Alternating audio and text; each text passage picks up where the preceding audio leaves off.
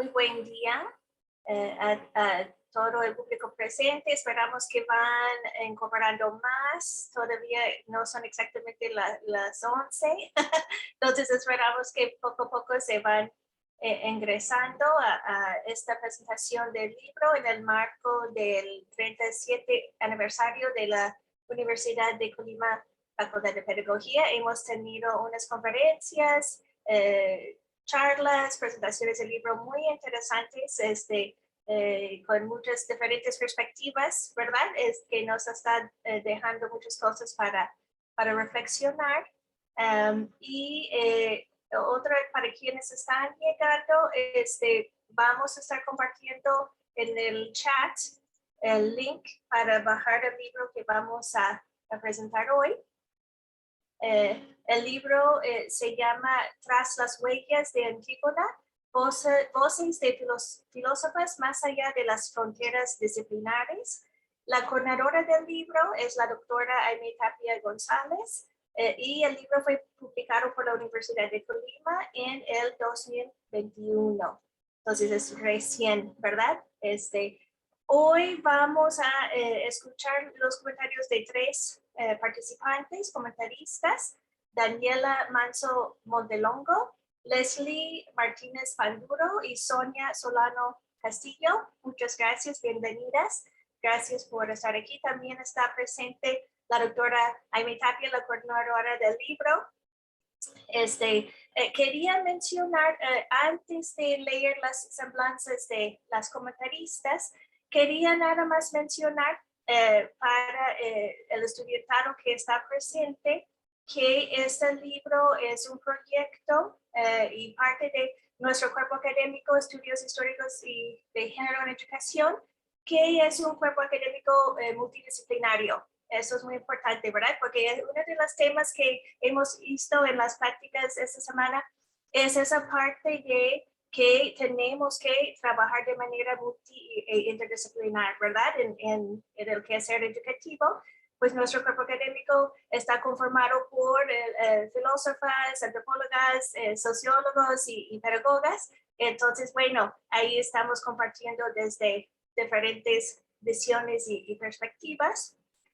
Y ese libro en particular fue producto de un seminario de 2 años que coordinó la doctora Aimee con profesoras, no nada más de la Facultad de Pedagogía, sino otras facultades de la universidad y otras universidades, ¿verdad?, del país. Entonces, bueno, fue un proceso muy bonito de formarnos, de pensar, aunque no todos las autores somos filósofas, eso es importante. Bueno, fue algo que fuimos compartiendo y identificamos diferentes filósofas de diferentes campos de conocimiento, y cada capítulo, hay 12 capítulos, y cada capítulo habla de una filósofa en particular, y hay un estudio introductorio muy interesante también por la doctora Aimee, que es la coordinadora.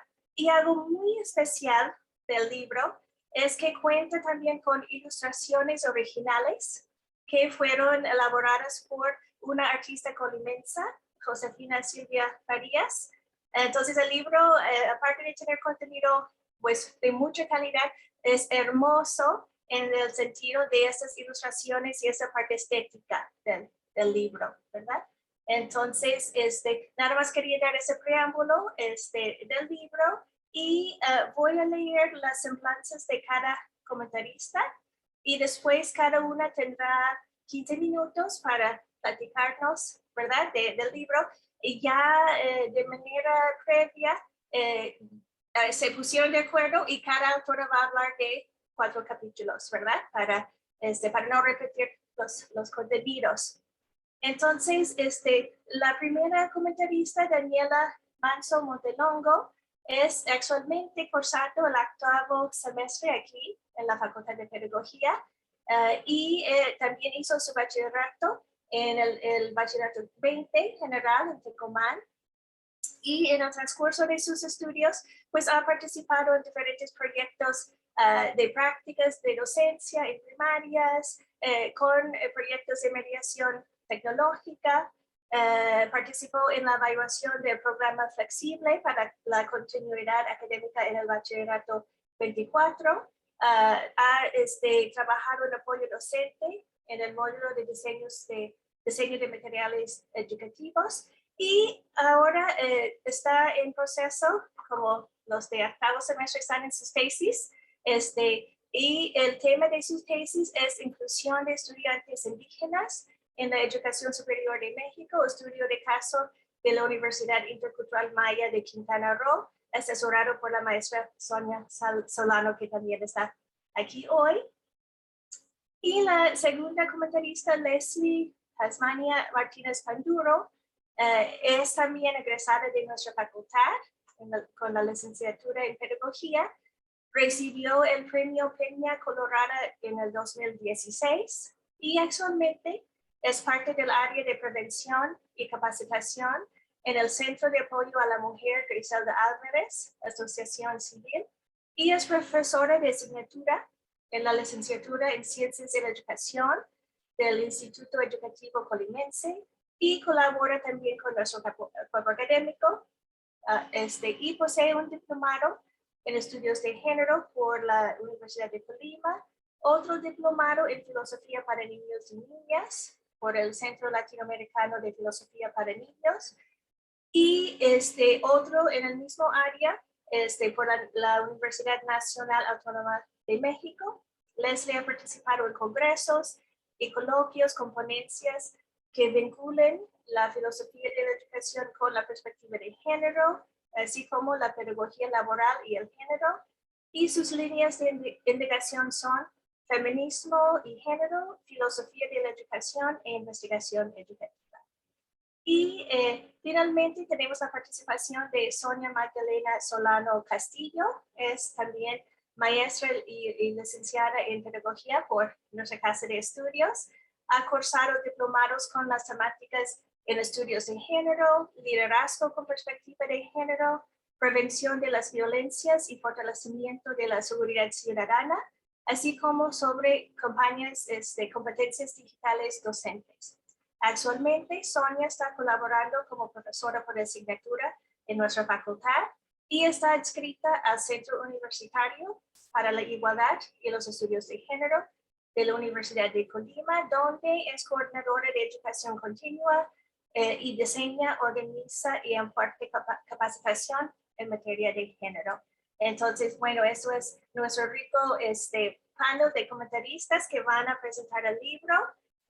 Yo voy a tomar el tiempo. Cuando ya está acabando los 15 minutos, les voy a avisar para que van cerrando y para seguir con la siguiente. Entonces empezamos primero con Daniela. Adelante, Daniela. Bueno, yo voy a abordar los primeros 4 capítulos que componen este libro, Las huellas de Antígona, tratando de manera específica los aspectos más relevantes de 4 mujeres importantes en los campos de la filosofía, la política, la literatura, específicamente la prosa y sus aportes al feminismo contemporáneo, junto con algunas interpretaciones que puedo rescatar desde mi experiencia como estudiante y como mujer.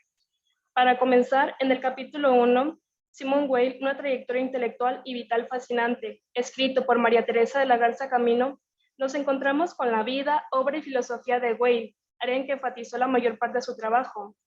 Y pese a que pueda existir una confusión con una de las consideradas madres del feminismo liberal, Simone de Beauvoir, en Weil encontramos algo que incluso comparándola con filósofos o filósofas de la época, es difícil encontrar, y eso es la parte de la compasión y la acción, puesto que a pesar de que ella se reconocía con su estatus como mujer privilegiada, no se limitaba al discurso compasivo de sus ideales, sino que se introdujo en las diversas realidades en que se encontraba la clase trabajadora, sin romantizar las condiciones en que se encontraban para fundamentar sus ideas.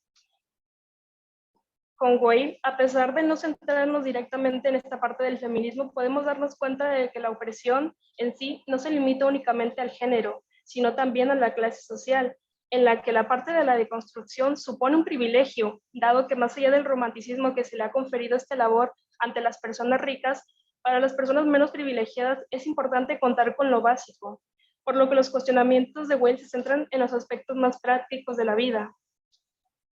Su obra principalmente se centra en esta parte de la dignidad humana mediante la relación entre la libertad y el trabajo, el sufrimiento el bien, la figura de Dios a través de la belleza de las cosas, no tanto en ese sentido estético, sino en la esencia de estas, la justicia social, la espiritualidad, la descreación o el vaciamiento, y críticas a todos los modos de violencia, especialmente dentro de las guerras y revoluciones, en los que ella establecía que más allá de que hubiera un cambio radical real, únicamente seguían ejerciéndose otro tipo de opresiones.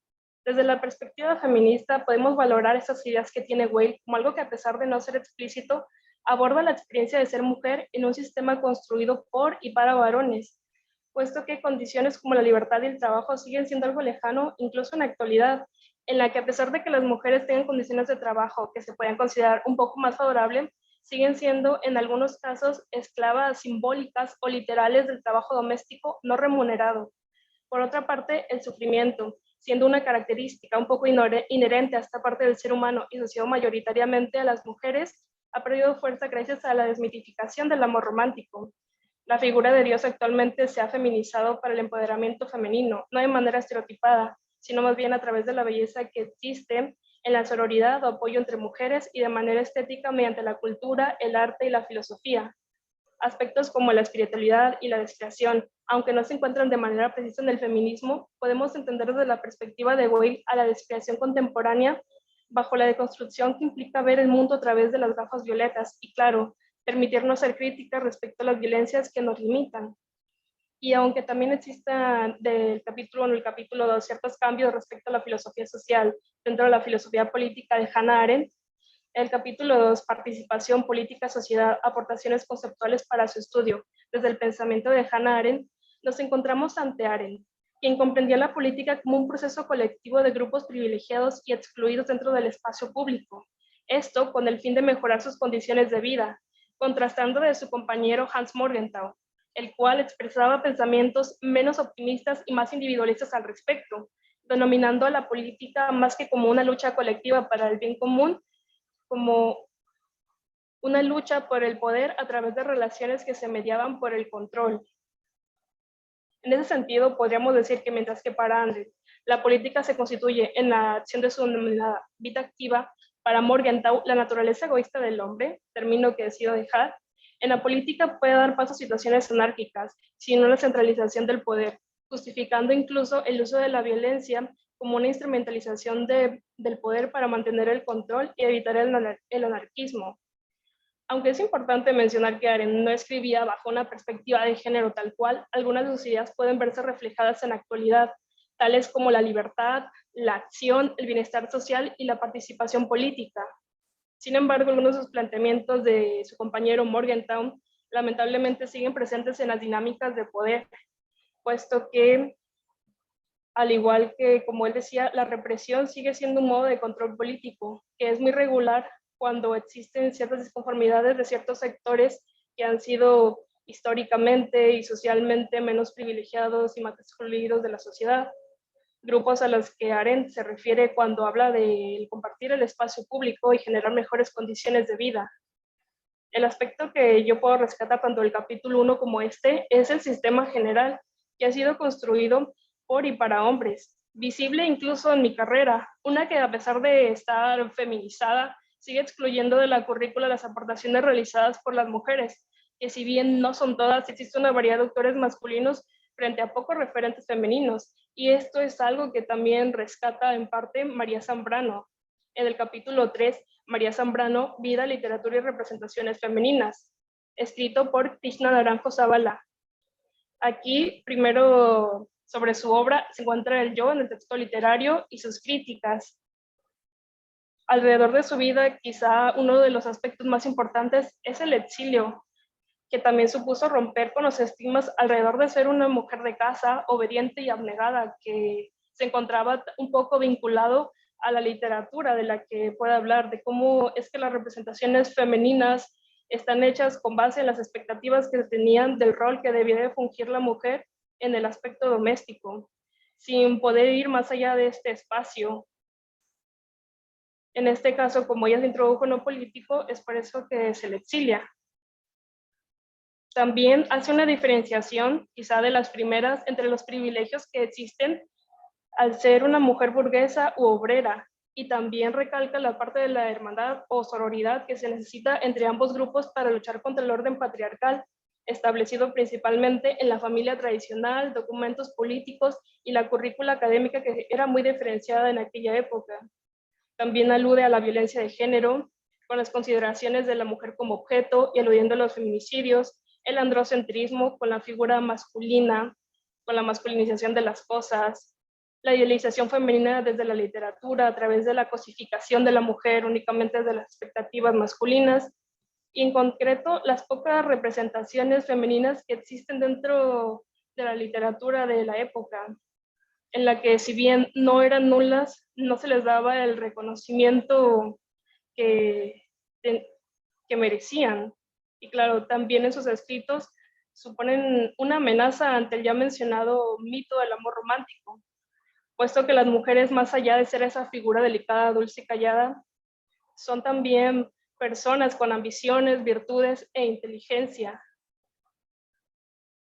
Y aunque la influencia de sus ideales en torno a la filosofía fue tomada principalmente de Platón, y pese a que mencionaba el feminismo como algo ajeno o aparte de sí misma, sus planteamientos para la lucha feminista y la crítica son esenciales para comenzar a cuestionarnos acerca de que las decisiones o elementos forman parte de nuestras voluntades y cuáles suponen realmente una imposición o adoctrinamiento. Hablando incluso desde su obra de La tumba de Antígona, de 1986, cómo es esta parte de la virtud, lo que se consideraba virtud del sacrificio femenino ante no poder emanciparse de las figuras familiares, de todo lo que le oprimía. Por lo que en este caso, de una manera más crítica o expandiendo algunas de las ideas que ya había concebido la anterior autora, en el capítulo 4, Aportes y debates feministas de la teoría política, Harold Feynman y su crítica al contractualismo, escrito por el Seibet Jiménez Valdés, principalmente se nos presentan dos perspectivas alrededor del contrato social, y aquí sí vemos un feminismo quizá un poco más radicalizado, donde vemos estas diferenciaciones que ella hace entre cómo es el contrato o el contractualismo para los hombres y cómo se supone que es para las mujeres. En primera instancia, el contrato social de los hombres, a pesar de establecerse cierto grado de esclavización debido al sistema capitalista, en este caso existe un mayor reconocimiento político y una mayor autonomía corporal. Sin embargo, en el caso de las mujeres desde el matrimonio, el contrato supone desde la visión de Feynman el hecho de que no exista autonomía corporal, por lo que la satisfacción y ese sexual del cónyuge pasa a estar implícita en dicho contrato, es decir, que el consentimiento queda fuera de cuestión, y además de ello está la carga de ser la madre y ama de casa perfecta. Desde otro aspecto, más allá del matrimonio, Feynman también nos habla de lo que aquí denominamos vientres de alquiler. Aquí en otro aspecto también sigue con esta parte de la autonomía corporal, de cómo es que se ejerce la violencia hacia las mujeres a través de la gestación subrogada como un modo más de violencia en el que los hombres y quienes replican conductas patriarcales de poder se aprovechan de la situación en la que se encuentran algunas mujeres vulnerables, sin dar un trato más humanista. Y dentro de este discurso también alude a la parte del trabajo sexual, del que no se juzga a quienes han decidido ejercerlo, sino que también habla sobre cómo el Estado no brinda oportunidades igualitarias para hombres o mujeres, a la facilidad con la que se despoja a las mujeres de su independencia corpórea, a las redes de prostitución y en general a cómo es que en sí, en ninguno de los sistemas, tanto público como privado, no puede existir o coexistir esta parte de la autonomía corpórea de las mujeres. Y también aquí habla de algunos de los estigmas que existen en torno al ser mujer, dentro de la crítica que hace autores como Rousseau y Locke, quienes difundían estereotipos falsos o exagerados de las mujeres, ya fuera limitándolas a este entorno doméstico del que también habla María Zambrano, y con un carácter de subordinación ante otros hombres con mayor poder o control político.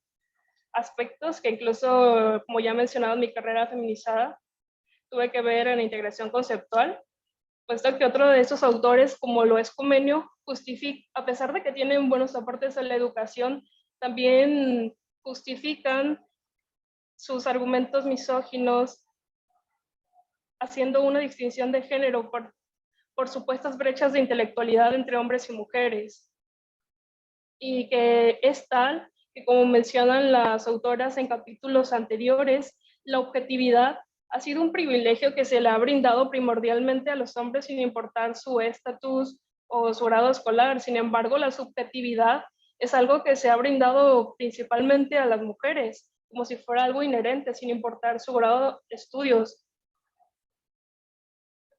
Por lo que resulta curioso, ya que ciertas ideas o propuestas hechas por mujeres no son validadas hasta que las hace o las refuta un hombre.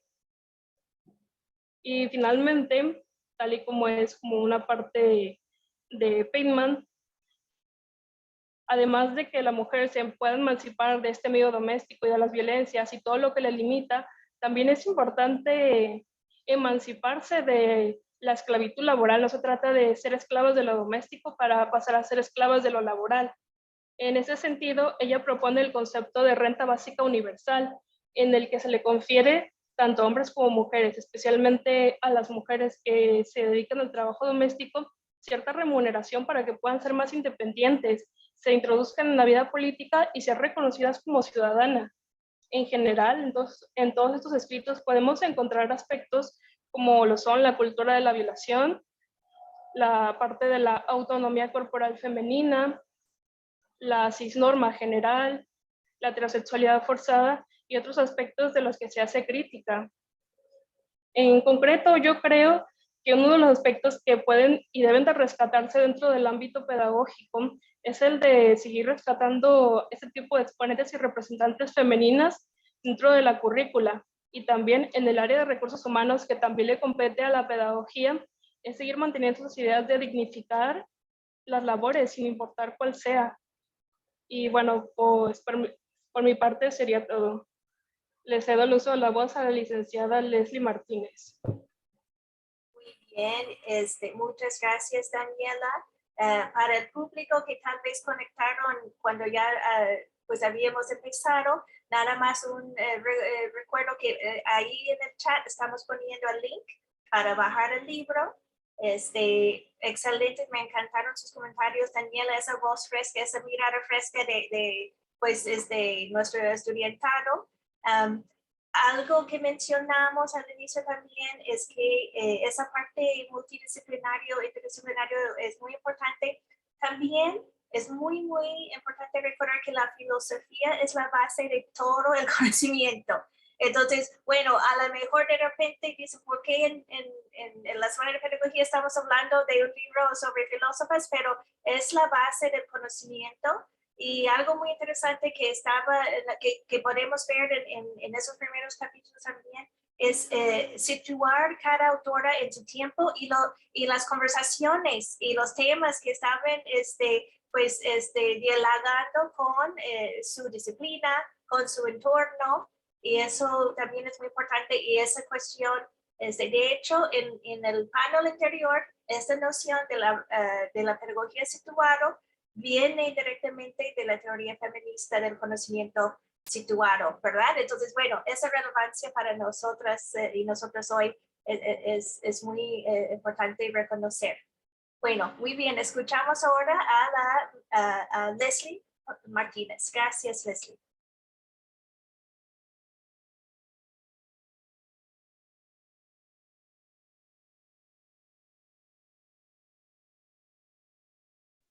No te escuchamos, Leslie. ¿Sí puedes abrir tu micrófono?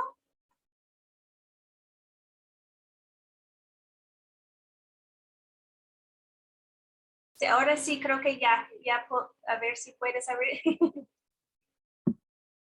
Sí, no me permitía abrir el micrófono. Sí, ahora sí, gracias. Gracias, doctora Carla, gracias, Daniela. Es para mí un gusto estar hoy. Les saludo a todas y a todos con entusiasmo. Quiero comenzar agradeciendo la invitación, porque sin duda este es un día muy importante porque nos permite reunirnos para celebrar la existencia de este libro a través del diálogo y la reflexión conjuntos que se generará en este espacio, en este tiempo que estamos aquí, o ya se está generando. Y antes de comenzar con los 4 capítulos, me gustaría abordar el estudio introductorio, porque me parece central y es algo que generalmente se deja de lado. Entonces, la obra comienza de forma magistral con la introducción que se llama Filósofas, Teoría Feminista y Estudios de Género, que, como la doctora Carla comentó, está elaborado por la coordinadora del libro, la doctora Tapia González. Y bueno, también quisiera aprovechar para decir que la admiro profundamente y que el acercamiento que he tenido a la filosofía feminista no hubiera sido posible de la misma manera sin su influencia. El estudio introductorio parte de dos elementos clave: el cuestionamiento de la inferioridad de nosotras las mujeres y la relevancia de las contribuciones de las filósofas para la teoría feminista y los estudios de género. En ese sentido, considero que este apartado funciona como un marco referencial para que quienes desean comenzar a adentrarse a la filosofía y al feminismo lo puedan hacer con la orientación de este estudio. Pero además enriquece el conocimiento de quienes ya llevan recorridos los caminos feministas, pues la doctora Tapia González, a través de su narración, nos va invitando a conocer a más mujeres admirables, algunas de las cuales podemos encontrar en los capítulos que contiene la obra y que Daniela también ya nos ha comentado. Asimismo, en este apartado podemos comprender el sentido del nombre del libro. Una situación muy curiosa es que cuando compartí el cartel de difusión del evento, lo que más me preguntaban era qué era Antígona o qué significaba la palabra Antígona. Entonces, si tenemos la misma duda, quienes estamos aquí, les invito a leer el libro, porque estoy segura que la historia de Antígona les va a inspirar, como ha sucedido con diversas pensadoras a las que la doctora Aimee hace referencia. Es a través de este estudio introductorio también que podemos comprender a profundidad la importancia que tienen las filósofas. Y aquí me permito citar un fragmento que considero medular en esta intención.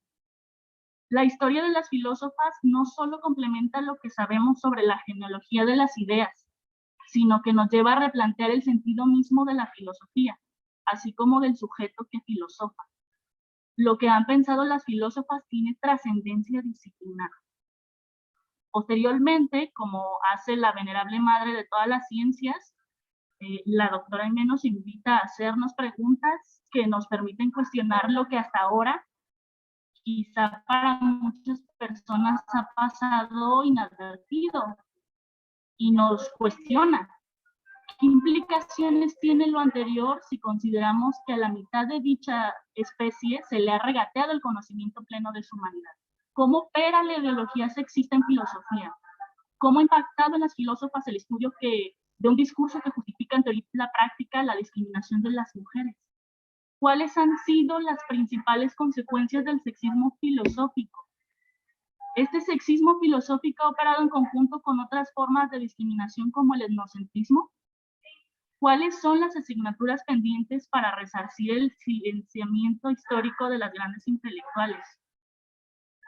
Después de dejarnos pensando en las implicaciones de tales interrogantes, en el apartado Voces de las filósofas en la historia de la filosofía, la doctora Tapia nos explica cómo es que las filósofas han sido invisibilizadas en la historia, nombradas como personajes secundarios, con escasas aportaciones.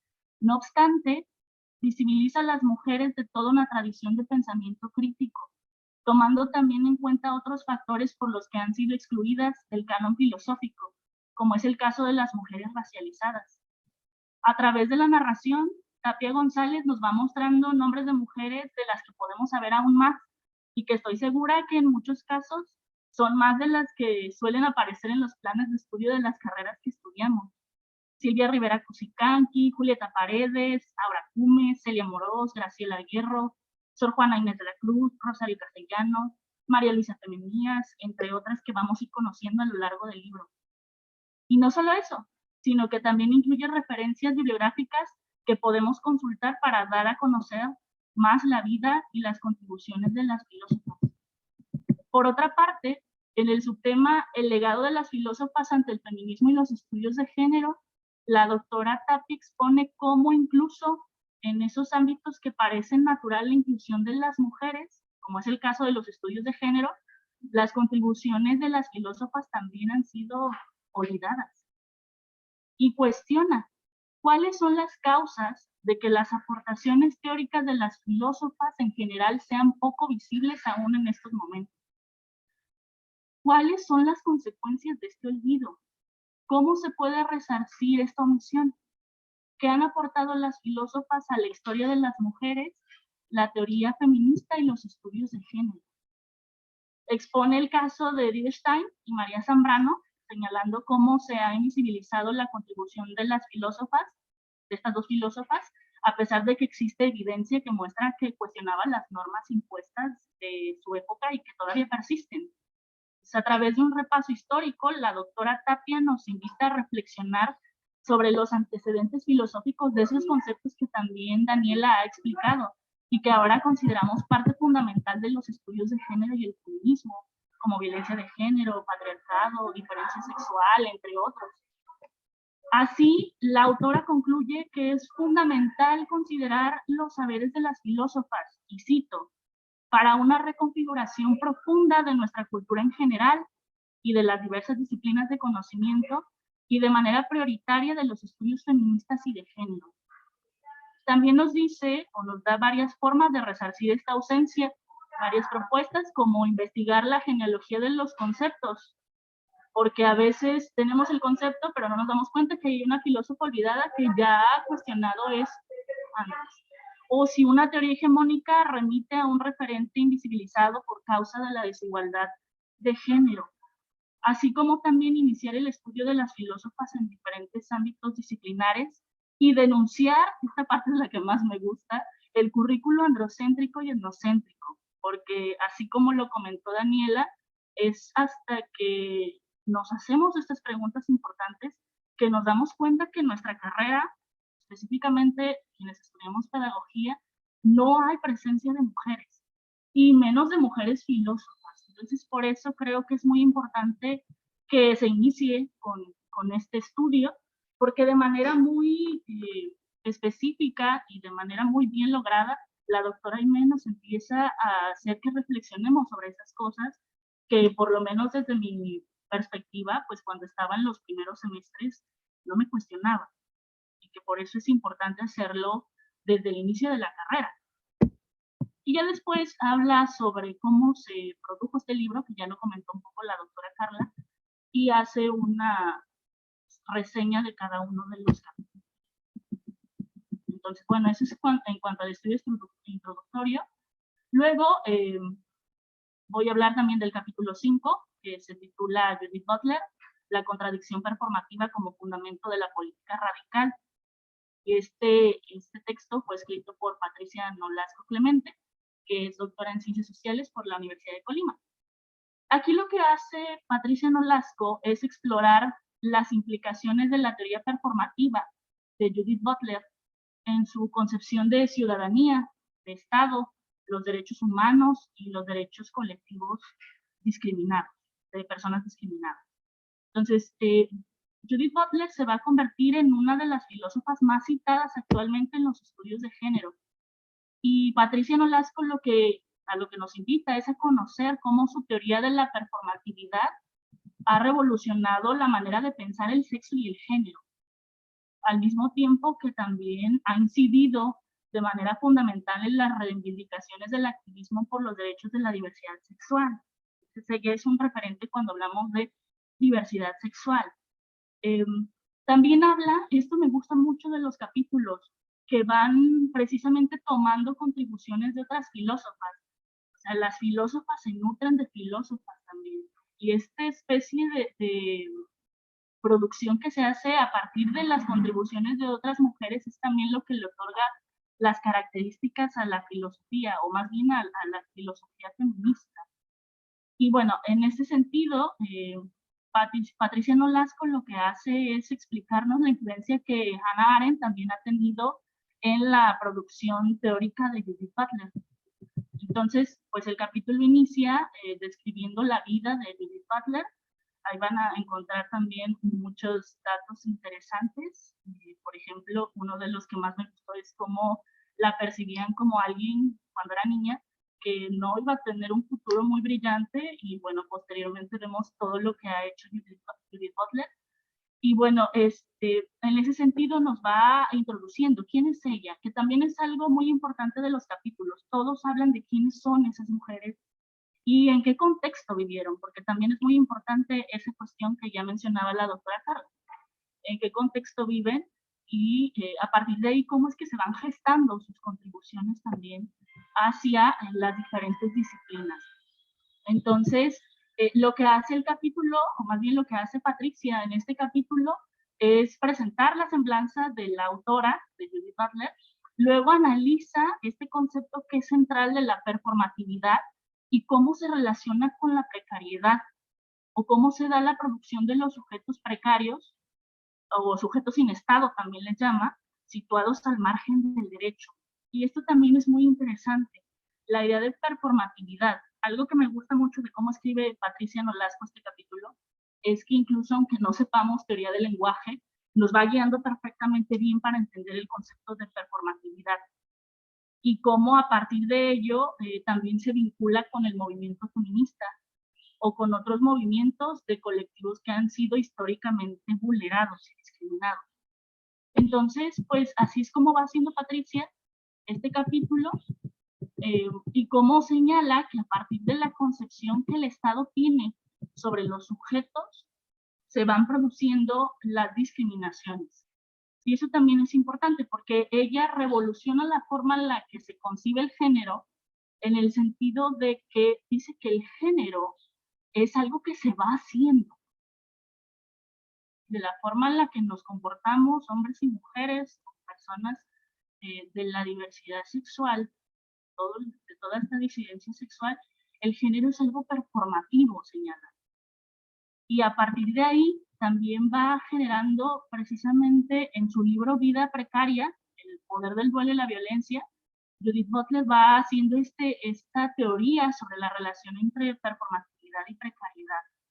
Entonces, también habla muy bien de cuál es el papel del Estado y cómo hacen los sujetos, las sujetas, cómo hacen para precisamente tener este concepto clave que es la contradicción performativa. Entonces, aparecen conceptos que, bueno, ahorita pues no los puedo explicar todos, pero Patricia lo hace muy bien. Va narrando de forma cada vez más específica cómo llegamos de la performatividad hasta la precariedad que produce el Estado. Y también cómo es que los sujetos pueden resistir y movilizarse políticamente. Pone ejemplos también de situaciones de personas inmigrantes, por ejemplo, y también lo asocia al feminismo. Cómo a partir de ese concepto de contrariedad performativa,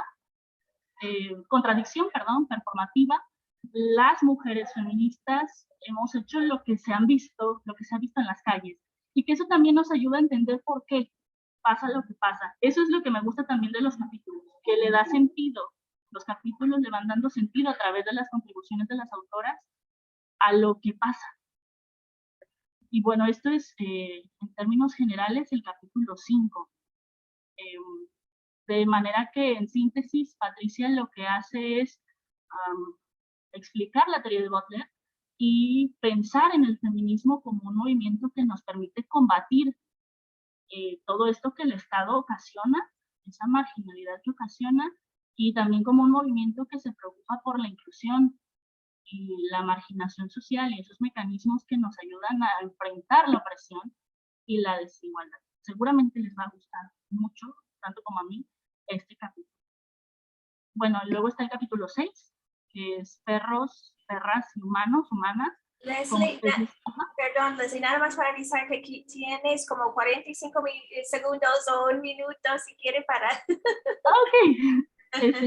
Entonces, rápidamente, el capítulo 6 nos habla de las contribuciones de Donna Haraway y cómo la cuestión de concebir a los animales como sujetos, como especies, más bien concebirnos humanos, humanas y otros animales no humanos como especies de compañía, nos hace tener una relación diferente con el mundo.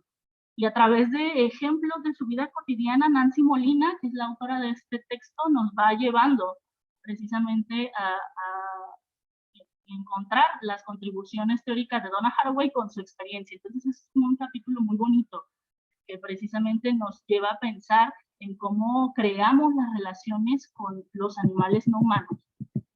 Y bueno, para el capítulo 7, porque ya me queda nada, segundo. El capítulo 7 habla de Vandana Shiva. El título es Vandana Shiva, Saberes Ambientales de las Mujeres del Sur y Crítica al Mal Desarrollo. Y en este capítulo lo que hace Valkyria Torres Soto, que es quien escribe el texto, es a través de los postulados que tiene Vandana Shiva cuestionar esa noción de desarrollo que tenemos desde el punto de vista occidental y cómo Vandana Shiva le llama mal desarrollo y todas las consecuencias que tiene, que hemos estado viendo ya, este desarrollo que se ha creado con esta perspectiva occidental y las propuestas que hace para dejar de lado ese mal desarrollo y empezar a incluir, por ejemplo, a las mujeres de las comunidades y demás, que tienen propuestas sustentables, pero que se han dejado de lado porque no se consideran científicas. Y por último, ya para terminar, el capítulo 8 hace referencia a Bell Hooks, que me parece importantísima porque aquí está la filosofía de la educación y creo que en la carrera no la estudiamos.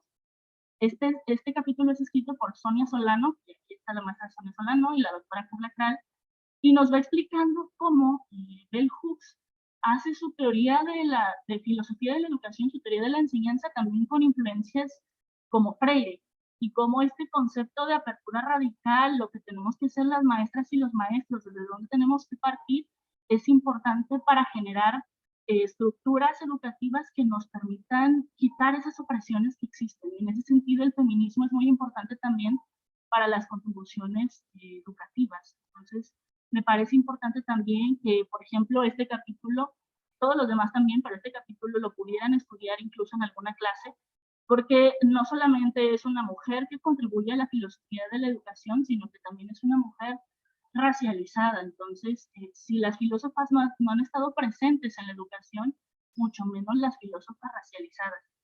Y bueno, sé que el tiempo se me agotó, pero espero que lo puedan leer. Las contribuciones de la filosofía son muy importantes para la educación. Ustedes saben que la filosofía nos ayuda a ser personas razonables y el ideal educativo es precisamente crear personas razonables. Entonces, si no asociamos la filosofía con la educación, no vamos a tener una comprensión profunda del fenómeno educativo.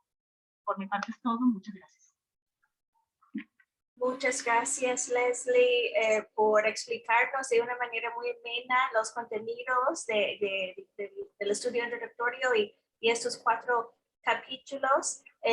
Se ve pues tu lectura muy minuciosa de los contenidos, nos apreciamos mucho y me parece muy, muy importante retomar lo que mencionas desde, pues también uno de los propósitos de ese libro es esa parte de cuestionar el conocimiento en términos de cuáles conocimientos vamos legitimando dentro de la academia, dentro de los contenidos curriculares, también que la escuela no es neutral, ¿verdad? O sea, sí el género estructura y marca todo el quehacer educativo y el entorno de las escuelas, en nuestro enfoque aquí en la pedagogía, pero también en otras instituciones sociales y políticas, ¿verdad? O sea, entonces, bueno, me parece eso es muy importante de que estemos como pedagogos cuestionando los conocimientos y como vimos en el panel anterior, esta parte de valorar los diferentes tipos de conocimientos, ¿verdad? Y desde diferentes ámbitos y identidades. Muy bien, pues seguimos ahora, escuchamos los comentarios de la maestra Sonia Solano. Adelante, Sonia.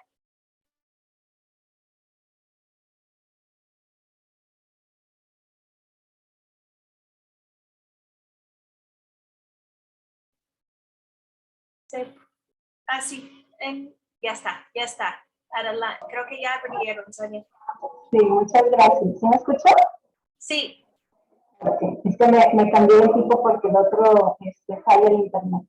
Bien, pues muchas gracias y muchas felicidades a mis antecesoras que hicieron una buena reflexión sobre estos capítulos de este libro Tras las huellas de Antígona. Yo tenía al inicio pues algunas preguntas relacionadas con por qué estudiar la filosofía, ¿no? Pero ya se ha respondido y qué aportaciones pues nos trae la rama de pedagogía que pues también podemos irlo analizando. Tras las huellas de Antígona, pues representa el conocimiento, representa reconocimiento y visibilidad de mujeres que desde la filosofía han hecho aportaciones significativas a diferentes campos de estudio. Históricamente, el trabajo de las mujeres ha quedado en el anonimato, es así como algunas de sus escritos fueron publicados, ¿no? Como lo dijo Virginia Woolf, Anónimo era una mujer. ¿Y qué pasa entonces con nuestra cultura, ¿no? ¿Cuál es la raíz de esta problemática de desigualdad? ¿Qué nos corresponde como pedagogas y pedagogos hacer para que las niñas y las mujeres crezcan y se formen en igualdad de condiciones que los varones? Pues en la actualidad, a través de estos movimientos feministas y de las aportaciones de mujeres feministas de las diferentes áreas, como las filósofas que en algunos capítulos de este libro se describen, han hecho aportaciones importantes para que se visibilice pues, las desigualdades de género y se promuevan acciones que permitan esta incorporación de mujeres a diferentes espacios en el ámbito público, ¿no? Pero que también a su vez se compartan aquellos espacios privados que pues nadie le quiere entrar por lo que implica. Este libro tiene un gran significado para mí, primeramente por haber participado en el proceso, la iniciativa de la doctora Aimee Tapia, quien organizó, coordinó y dirigió en 2 periodos un seminario sobre las filósofas toman la palabra, en el cual pues tuvo esa dinámica de compartir tanto el aprendizaje, los conocimientos, las lecturas que nos compartió la doctora Aimee, escuchar opiniones, escuchar experiencias y sobre todo, como Leslie ya lo mencionaba, el escuchar la voz de la doctora Aimee, todo su conocimiento sobre las filósofas, su vida y aportaciones, pues ha sido muy enriquecedor en lo personal y lo profesional también, y nos ha transmitido a quienes participamos en este libro esa pasión que hoy nos trajo hasta aquí, hasta esta presentación, y muchas más que se han dado y que espero que se sigan dando. Y bueno, y justamente esa es la estructura de los capítulos que comprende este libro, como ya lo decía Leslie, pues se habla sobre la vida de las mujeres filósofas, porque es importante conocer cómo ellas llegaron hasta ahí, qué les motivó a estar en esas áreas, qué obstáculos tuvieron también como mujeres y quiénes las guiaron en este camino. Como ya nos compartía Leslie, que también fueron otras mujeres en algunos casos que estuvieron en ese acompañamiento y que fueron esa guía, fueron abriendo como ese camino. Asimismo, pues se describe desde la interpretación de las autoras de los capítulos y el autor sus aportaciones de estas filósofas. Yo les voy a contar brevemente los últimos 4 capítulos. Como sabemos, pues uno de los principales objetivos de la educación es el humanizar a las y los humanos, ¿no? Entonces, Adriana Elizabeth Mancilla Margallo, en el capítulo 9, nos habla acerca de Juliana González, de la ética ontológica como horizonte para las ciencias de la vida, y nos describe la vida y el trabajo de la filósofa, que fue nacida o es nacida en Ciudad de México con la influencia paterna sobre el campo de la escritura y la filosofía. Entonces también ella se dedicó a esa rama, aunque comenta la autora que pues no conoció a su papá porque falleció cuando ella nacía, pero pues sí hubo como esa influencia en la escritura y la filosofía. Estudió ella en la Facultad de Filosofía y Letras de la UNAM, en donde ahora pues es profesora emérita y ha recibido el doctorado honoris causa, que ese tipo de reconocimientos también es importante visibilizar de cuántas mujeres están en esas condiciones, ¿no? Cuántas llegan y a cuántas se les reconoce su trabajo. El tema central de su reflexión, como nos comenta la autora, es la bioética. En palabras de la autora del capítulo nos menciona de este ámbito, ha reflexionado sobre unas líneas en particular, lo que es la genómica y la neurociencia, pues son las que han revelado pues, nuevos y asombrosos datos sobre el humano, obligando a la filosofía a plantear nuevas respuestas a la antigua pregunta sobre lo que es ser humano, pero sobre todo exigiendo la ética, reflexionar sobre las posibilidades inquietantes que se abren para la manipulación y modificación del modo del ser humano, tal como lo hemos conocido hasta ahora.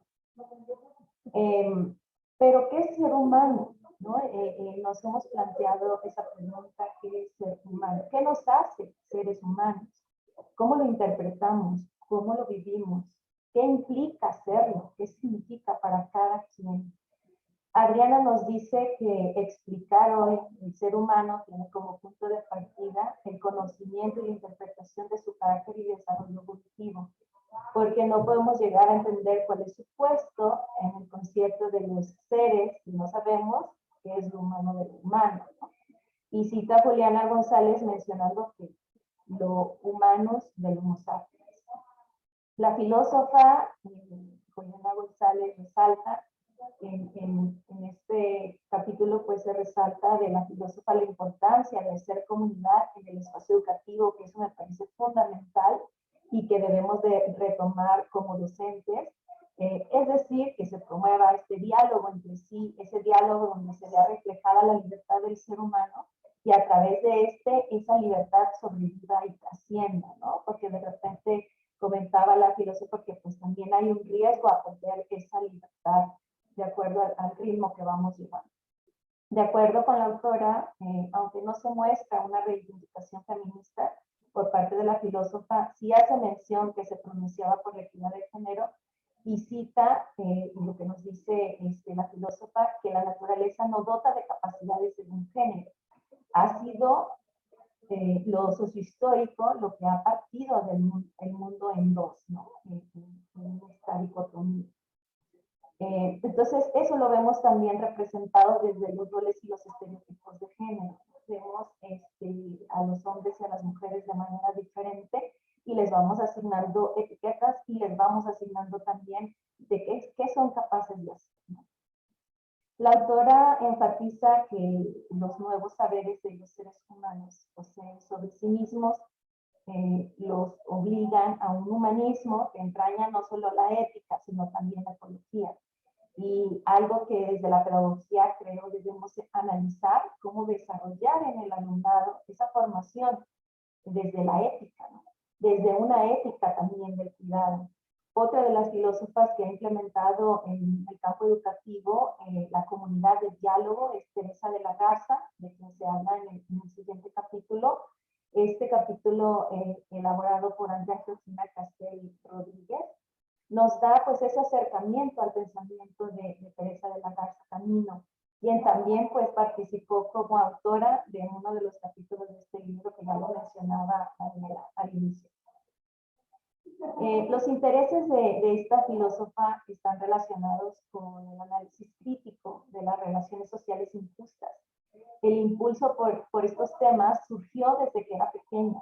La autora tuvo oportunidad de obtener de primera mano, a través de una entrevista, información sobre Teresa de la Garza, que fue también algo muy, muy enriquecedor para el capítulo, y quien le contó sobre su niñez. Mencionaba la filósofa que su padre era ingeniero y trabajaba en una fábrica de papel junto con otros ingenieros provenientes de otros países, y ella observaba una división de clases entre trabajadores y las viviendas de las familias, ¿no? Por una parte, veía que en una zona estaban las familias de ingenieros, quienes convivían entre sí. En otra parte, un poco más alejada, estaban los obreros con sus familias, y aún con mayor distanciamiento se encontraban en las familias de campesinos. Y me parece relevante citar la anécdota que narra en la entrevista la filósofa, porque nos va a dar un panorama de cómo todos esos estudios se deben de ver también de manera interseccional, ¿no? Cómo afecta de manera diferenciada a unos y a otros, a unas y a otras. Dice que un día se quitó los zapatos, calcetines, y se acercó a hablar con ellos, con los hijos e hijas de campesinos. Dice que muchos traían guaraches, pero otros no traían, andaban descalzos. Dice que ella pues se lastimó los pies y ellos se rieron de ella. Consecuente a esa acción, su mamá la regañó mucho y estuvo castigada por varios días sin salir de casa. Entonces aquí vemos cómo la desigualdad es una realidad que vivimos en nuestros tiempos.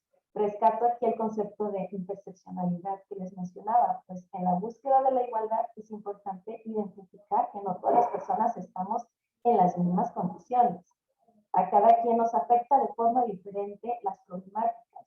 Por ejemplo, en tiempos de pandemia, cuando migró la educación a desarrollarse totalmente en línea, hubo estudiantes que no tuvieron acceso a internet o a una computadora, incluso ni siquiera al acceso a energía eléctrica. Y algunas y algunos siguen estando en circunstancias de desventaja a partir de ello, ¿no? Y bueno, lo vimos también con la deserción de varios y varias estudiantes. Imaginémonos en quienes viven en zonas rurales, zonas más apartadas, pues también es importante ver desde ese punto de vista cómo nos afectan las situaciones de manera diferente.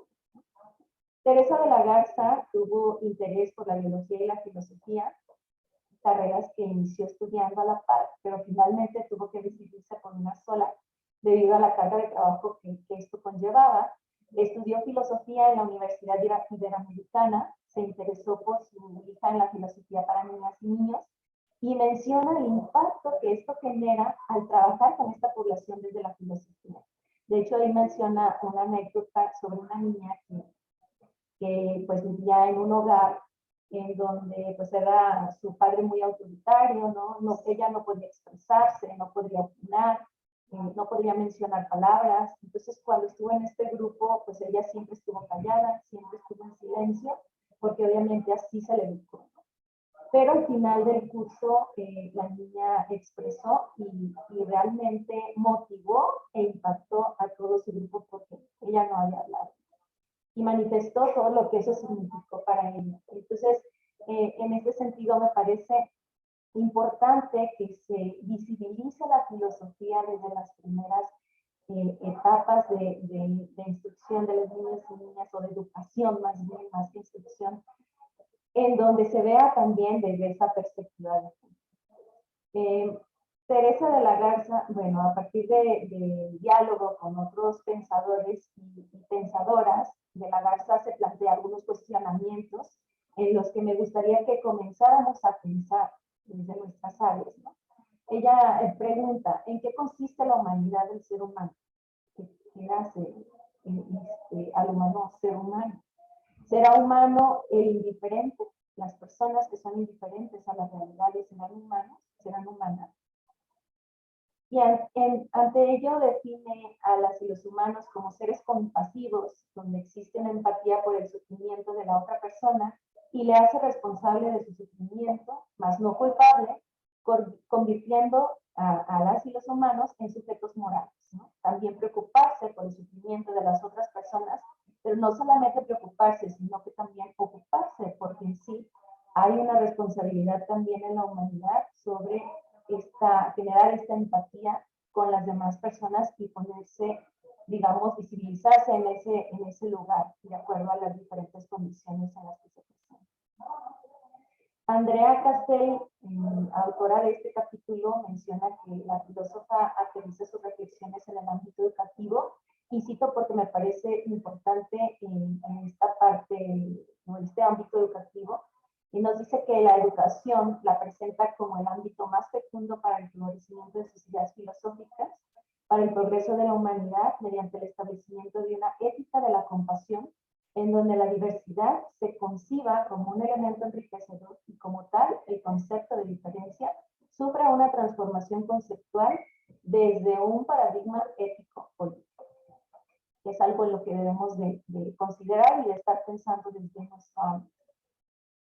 En el penúltimo capítulo, la autora Florentina Preciado Cortés, que es académica de esta facultad, nos habla sobre Norma Blázquez, Graf, con la finalidad de echar una mirada feminista a la filosofía de la ciencia. Norma Blázquez es doctora en filosofía por la Facultad de Filosofía y Letras de la UNAM y académica comprometida con el feminismo, nos dice la autora, y quien se basa en algunos planteamientos para el desarrollo de su trabajo, que también hay que reflexionar desde el área de investigación. Ella se pregunta cómo influye el género sobre los métodos, los conceptos, las teorías y estructuras de organización de la ciencia. ¿Cómo es que la ciencia reproduce los esquemas y prejuicios sociales de género? La filósofa menciona que la epistemología como ciencia aborda la manera en que el género influye en las concepciones del conocimiento en la persona que conoce conoce y en las prácticas de investigar, preguntar y justificar. Y bueno, aquí quisiera que reflexionáramos también cuántas veces la ciencia ha mencionado algunas situaciones de desigualdad hacia las mujeres, ¿no? Por ejemplo, cuántas veces se ha comprobado científicamente que las mujeres no puedan participar en algunas acciones por alguna situación que supuestamente es comprobada por la ciencia. Hay que echar un ojo a lo que nos dice también la ciencia y reflexionarlo desde estas situaciones de desigualdad que existen, ¿sí? También hay que cuestionar a la ciencia.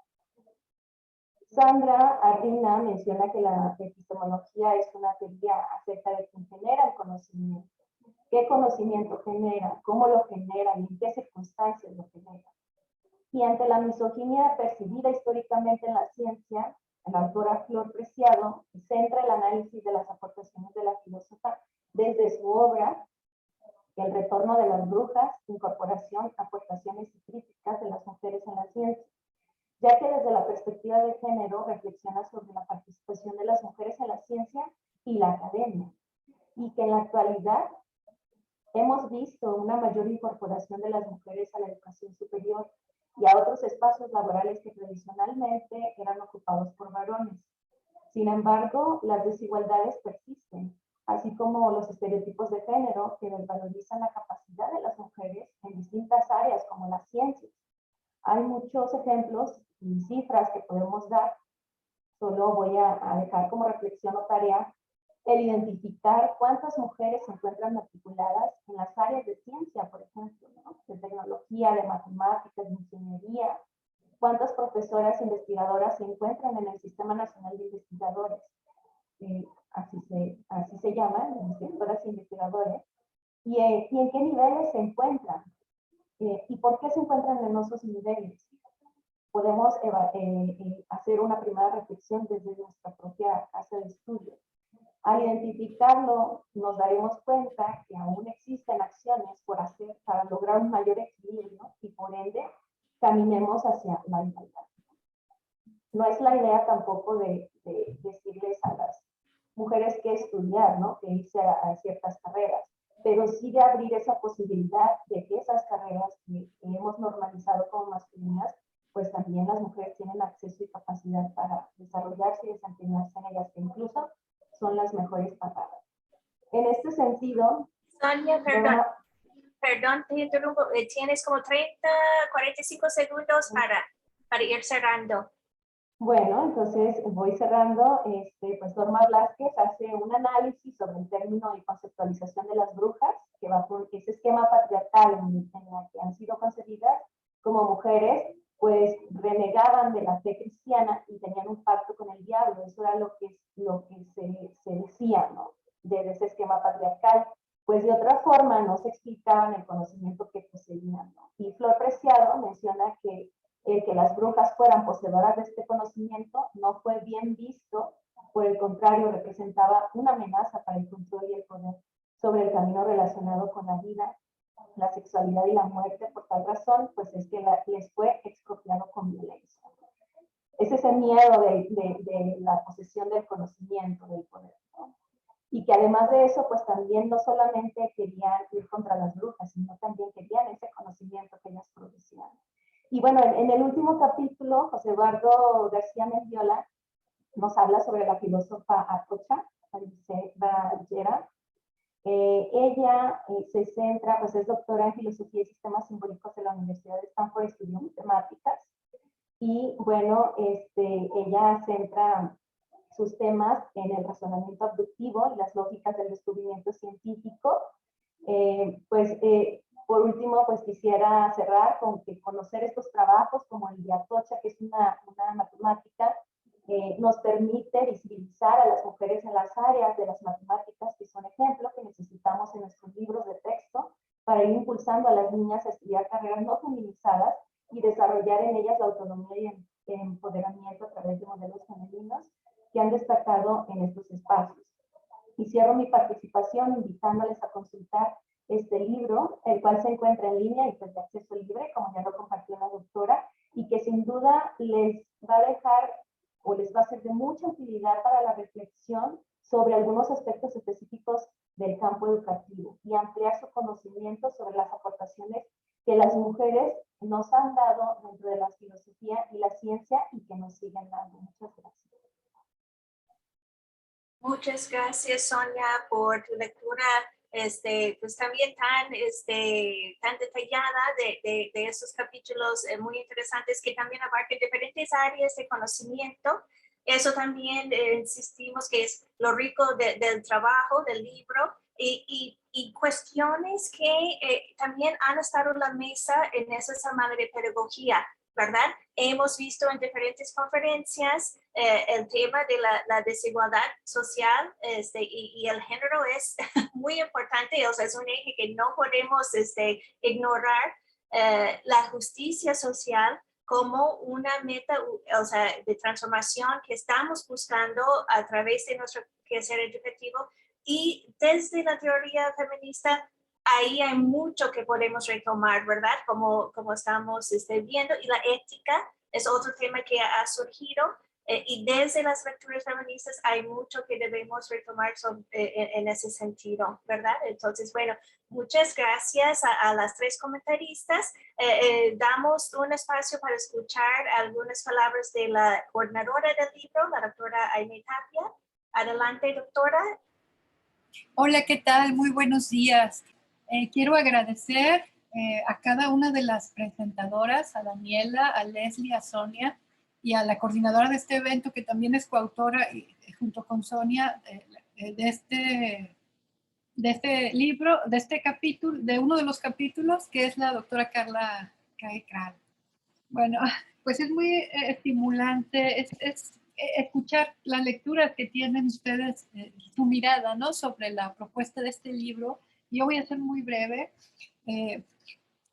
La filosofía le aporta a la educación algo que es insustituible y que tiene que ver con dos dimensiones así fundamentales. Por una parte es la dimensión del sentido, o sea, el para qué. Si la educación prescinde de una dimensión filosófica, queda vaciada de sentido, anclada en un presente un tanto desesperanzador. Y la filosofía le aporta esto, le aporta el sentido, pero también le ilumina el camino hacia la utopía, o sea, hacia el futuro al que quisiera caminar, ¿no? La educación, el para qué y el hacia dónde. Eso lo da la filosofía y es insustituible. Y pienso que esta semana, este evento está dedicado esta vez a un profesor, que es el profesor Carlos Olmos, que además es filósofo y ha trabajado durante muchos años para promover justamente esto dentro de la educación, y ha promovido también el estudio de filósofas, no solo de filósofos. Entonces, bueno, lo quería mencionar en este sentido porque es relevante, ¿no? Bueno, entonces este libro nos aporta estos dos ejes, digamos, de manera general para orientar el quehacer educativo, pero lo hace desde las miradas de las filósofas, que han sido muy poco tomadas en cuenta y que tienen bastante que aportarnos en la comprensión de cuestiones tan importantes como el bien, la belleza, la compasión, la sustentabilidad, la paz, la empatía, la igualdad, entre otras cosas, que nos ayuden a pensar el mundo donde queremos vivir. Por eso es tan relevante. O sea, la filosofía no es una disciplina encerrada en sí misma, sino que su potencia crítica justamente lleva a las otras disciplinas a hacerse preguntas de fundamento. Y aquí es donde una persona que pertenece a cualquier disciplina, cuando se hace preguntas, por ejemplo, una física, cuando empieza a preguntarse qué es el tiempo, qué es el espacio, está haciendo preguntas filosóficas, ¿no? Una educadora, un educador, cuando se pregunta qué es la educación, a quién se educa, cómo se concibe al ser humano, a la persona que se educa, qué significa la persona, ¿no?, que vamos a trabajar en este proceso educativo, son cuestiones filosóficas. Entonces este libro justamente de eso nos provee, o busca, ¿no?, justamente eso, y además tiene capítulos específicos, o sea, muy para filosofía de la educación desde las pensadoras. Entonces, bueno, es una invitación a que lo lean, a que dialoguen con este trabajo y a que se pueda integrar en la integración conceptual de la pedagogía. Y nada, pues agradecer mucho el espacio, reconocer la gran calidad del trabajo de las coautoras de este libro, que hicieron suyo este proyecto, lo abrazaron, y bueno, tenemos este libro. Muchísimas gracias. Muchas gracias, doctora Aimee. pues también reconocer la importancia de ese trabajo multidisciplinario y pues siempre reconocemos la doctora Aimee en guiarnos, en jalarnos, en hacer pautas, ¿no? Para esas reflexiones profundas que son tan importantes, ¿verdad? En todas las áreas de la pedagogía. Muchas gracias. Bueno, tenemos tiempo, tenemos 2 preguntas particulares que voy a plantear y podemos escuchar las reflexiones de las autoras en torno a esas 2 preguntas. Igual hay felicitaciones a las comentaristas. También las 3 son, bueno, Daniela es por ser egresada, casi está con un pie bueno, pero bueno, son nuestras alumnas. Nos da mucho gusto ver sus convicciones y sus perspectivas tan profundas y amplias que tienen. Y bueno, hay 2 preguntas planteadas, uno por la maestra Rubí Gómez-Aro y la doctora Aimee Tapia también planteó una pregunta. Uno es cómo les impactó a ustedes como alumnas o exalumnas de la pedagogía y como mujeres profesionistas de la pedagogía a leer y hacer esta lectura tan minuciosa del libro. Eso es una de las preguntas. Y la doctora Aimee, le gustaría que ustedes profundizaran sobre la idea de la trascendencia disciplinar de la filosofía. Porque, bueno, ahí está también en el título, más allá de las fronteras de la filosofía, ¿qué trascendencia tiene el libro en ese sentido? Si quieren, podemos empezar con Daniela. Vamos en el mismo orden. Daniela, algunas reflexiones en torno a esas 2 preguntas. Bueno, respecto a la pregunta que plantea la maestra Rubí Gómez-Aro sobre cómo me impacta como alumna el estar leyendo esta lectura y análisis tan minucioso del libro, creo que primero se trata de que me reivindica lo que se debe hacer dentro de la pedagogía como futura profesionista, la parte de rescatar a los referentes femeninos, la parte de también implicar esta parte de la filosofía que es importante dentro de la educación, sobre todo si queremos hacer una educación crítica y ser profesionistas críticos y críticas dentro de este aspecto. Y también el hecho de poder, bueno, más allá de como futura profesionista de manera personal, el hecho de poder saber que, bueno, con todo respeto para los referentes femeninos, por ejemplo, en el caso de Carol Feynman, aquí lo que me impacta es que a pesar de que sí respeto o rescato algunos de sus pensamientos radicalizados al respecto, creo que a la vez deja como de parte esas disidencias que pueden existir con las mujeres racializadas, las mujeres transgénero, dentro de estas identidades no binarias también. Y creo que es importante conferirle también cierto peso a los elementos o los aspectos en los que dentro del academicismo quizá no se está tan implicado. El hecho de poder darle también este espacio para hablar, por ejemplo, del trabajo sexual, de las mujeres obreras, a quienes realmente viven esta realidad. Bien, muchas gracias, Daniela. Ahora escuchamos a Leslie, tus reflexiones en torno a esas 2 preguntas. Bueno, contestando la pregunta de la maestra Rubí, es algo que también me estuve preguntando desde que empecé a leer el libro, cómo me ha transformado, porque yo creo que me ha brindado una perspectiva distinta. Ese también creo que es el potencial de la filosofía. Te abre el camino para ver más allá de donde tú estás.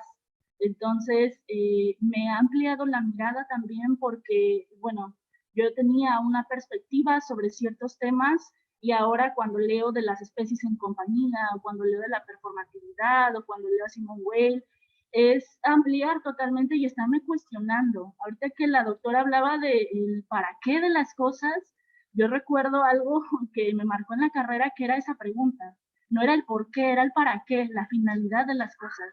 Entonces, cuando una se pregunta por la finalidad, por ejemplo, en este caso de la educación, o por la finalidad de la convivencia con otras especies, o por la finalidad de la filosofía en la educación, cambia nuestra forma de ver el mundo.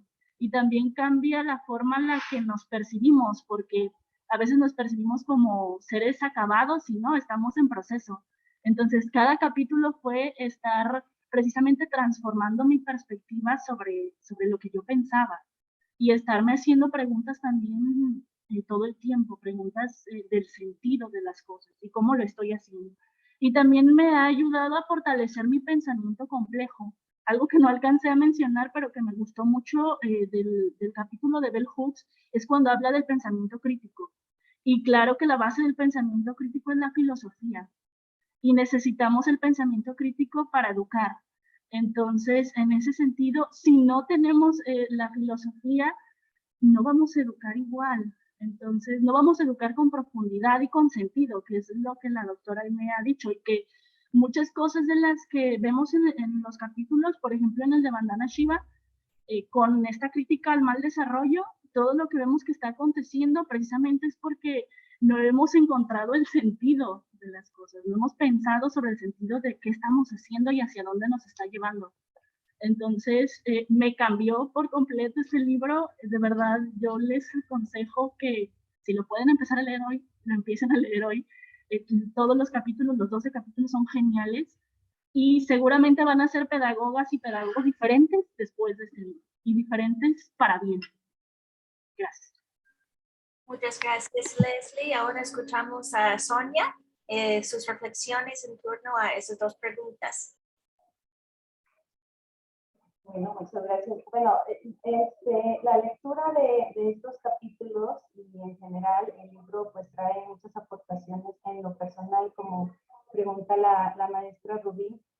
Creo que hay como una identificación en lo que las autoras comentan y en lo que hemos vivido como mujeres en toda esta trayectoria, ¿no?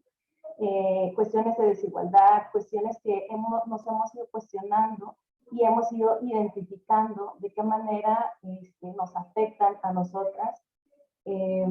También a mí me pareció como muy rico hablar sobre sus biografías, conocer cómo llegaron ahí, porque eso también nos da pauta de entender lo que nos están hablando las filósofas, ¿no? Lo que nos están diciendo y que en cierta medida pues son cosas que también nos hemos cuestionado nosotras, ¿no?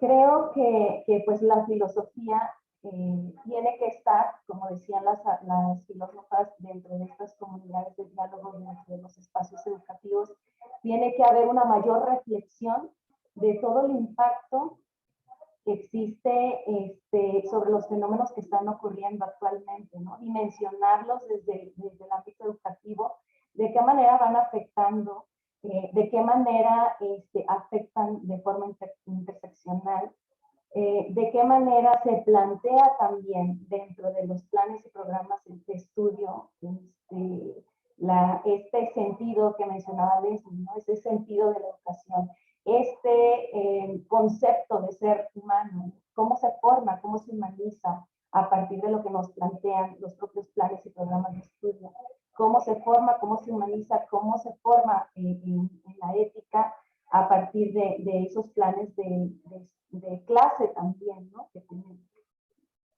Y bueno, creo que lo que nos deja es una forma también diferente de analizar y de ver el mundo con otra perspectiva, ¿no? O con otros lentes, como los lentes feministas y también desde la filosofía. Muchas gracias, Sonia. Voy a leer, hay un comentario aquí en el chat antes de ir cerrando de la maestra Rochelle Urista, que pues también hace una felicitación a las comentaristas, a las autoras, y dice que cree que la filosofía sigue siendo una agenda pendiente en muchas de las áreas, en particular en aquellas donde la ciencia es dura y más riesgoso en algunas áreas que son eminentemente humanas. El contexto actual nos vuelve a reclamar como grito, me encanta eso, ¿verdad? La necesaria inclusión de ella en la formación de futuros y futuros ciudadanos y ciudadanos, ¿verdad? En nuestras universidades. Justamente también estamos en esa discusión en nuestra facultad con la reestructuración de nuestro plan de estudios. Y nuestro grupo tenemos mucho tiempo en todos los comités curriculares y muchos años, pues, tratando de insistir en nuestra voz, de incluir esta fundamentación más filosófica, más diversa, la diversidad epistémica, ¿verdad? Entonces, bueno, pues tiene mucho sentido para nosotros y nosotros que estamos trabajando en esa tarea importante de la facultad. Bueno, estoy tratando de ver, no sé si hay alguna mano o el maestro Paul, si quisiera hacer algún comentario final antes de hacer lectura de la constancia. Gracias, doctora Carla. Sumarme a la felicitación, a los comentarios también que están en el chat, en el sentido de este viaje a través de la lectura que han hecho las comentaristas. Creo que nos incentiva precisamente a esa lectura, a ese acercamiento. Y algo que en algún momento lo comentaba en la sesión en el acto de inauguración, en términos de que en ocasiones creo que como sucede a veces con las matemáticas, pasa también con la filosofía, que se nos crea una imagen de algo que es así inalcanzable, ¿no? Que no se puede tocar, que es para algunas personas y que en ocasiones, desafortunadamente, podemos a veces casarnos, por decirlo con expresión, con esta figura de que es algo que no hay una conexión directa con la realidad, cuando no es así, ¿no? Efectivamente, cuando nos hacemos esas preguntas filosóficas, pues en realidad desde la pedagogía tienen también un sentido muy profundo que después cruza los procesos de formación o debe cruzar los procesos de formación. Van a ver, ahora están estudiantes que, en sus primeros semestres, pero después van a ver en diseño curricular, por ejemplo, cómo necesariamente esas preguntas tienen que tener una respuesta contextualizada y escrita en el modelo educativo de las instituciones donde trabajamos. Entonces, si no nos hacemos este tipo de cuestionamientos que vengan desde la filosofía, pues en efecto la acción pedagógica en ocasiones puede tener esta carencia en términos de la esencia y pues de lo que implicaría precisamente una intervención pedagógica sumamente fundamentada, ¿verdad? Entonces, pues es un gusto adicional el escuchar a Leslie, a la maestra Sonia. No ubicaba a Daniela, no hemos tenido el contacto, de la posibilidad de tener algún espacio compartido en el aula, pero realmente es muy grato escucharlas. Muchas gracias, maestro. Entonces, bueno, vamos cerrando esta presentación del libro, recordándonos que es una tarea de todas las personas, ¿verdad? Ir reflexionando, formándonos y el diálogo, ¿verdad? Voy a ver si puedo compartir la pantalla. Para ver. Bueno, no me está dando opción aquí para ver la constancia. A ver. Ahí va. Entonces, si ven la constancia, bueno, como estamos diciendo, hay una constancia específica para cada comentarista que dice, bueno, su nombre y por su participación como comentarista del libro Tras las huellas de Antígona, voces de filósofas más allá de las fronteras disciplinares, realizado en el marco del 37 aniversario de la Facultad de Pedagogía, el 16 de febrero de 2022, con duración de 1 hora y media y valor curricular. Firma el director de Educación Continua, el maestro Jesús Omar Brizuela Padilla. Entonces, en su momento, estaríamos haciendo llegar a cada comentarista su constancia y damos por terminar este evento. Les recordamos en el programa hay actividades hoy en la tarde. Mañana también nos gustaría hacer la invitación de ver el concurso de carteles de nuestro programa de maestría, la maestría en innovación educativa. Creo que podría ser muy interesante para el estudiantado de los primeros semestres también ver los trabajos que estamos haciendo. Y pues muchas gracias a todo el público por su asistencia y feliz lectura del libro. Buenas tardes.